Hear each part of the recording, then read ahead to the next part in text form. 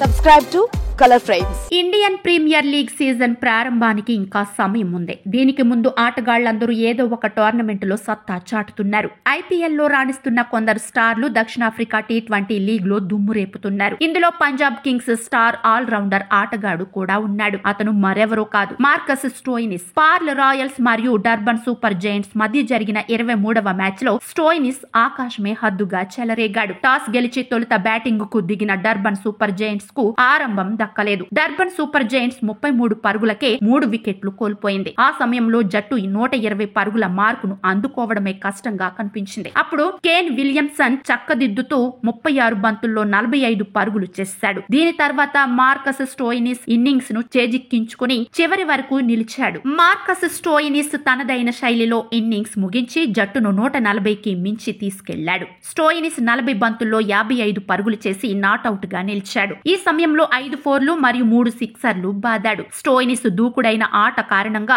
Durban super Giants జట్టు 20 ఓవర్లలో 7 వికెట్లకు 143 పరుగులు చేయగలిగింది. ఐపీఎల్ మెగా వేలంలో పంజాబ్ కింగ్స్ మార్కస్ స్టోయినిస్ ను 11 కోట్లకు కొనుగోలు చేసింది. గత సీజన్ లో లక్నో సూపర్ జైంట్స్ కి ఆడాడు. స్టోయినిస్ లక్నో తరఫున ఎన్నో అద్భుతమైన ఇన్నింగ్స్ ఆడాడు. కానీ ఈసారి స్టోయినిస్ పంజాబ్ కింగ్స్ జట్టుకు ప్రాతినిధ్యం వహించబోతున్నాడు. మార్కస్ స్టోయినిస్ ఆటకి సొట్టబుగ్గల సుందరి ప్రీతి జింతా ఫిదా అయింది. వచ్చే సీజన్ లో స్టోయినిస్ ఆట కోసం ఆమె ఎంతగానో వెయిట్ చేస్తుందట. స్టోయినిస్ ఇప్పటి వరకు 96 ఐపీఎల్ మ్యాచ్ల్లో 1866 పరుగులు చేశాడు. అంతేకాదు 43 వికెట్లతో తన ఆల్ రౌండర్ షో ప్రదర్శించాడు. వీడియో మీకు నచ్చినట్లయితే ప్లీజ్ లైక్ చేయండి, షేర్ చేయండి, కామెంట్ చేయండి.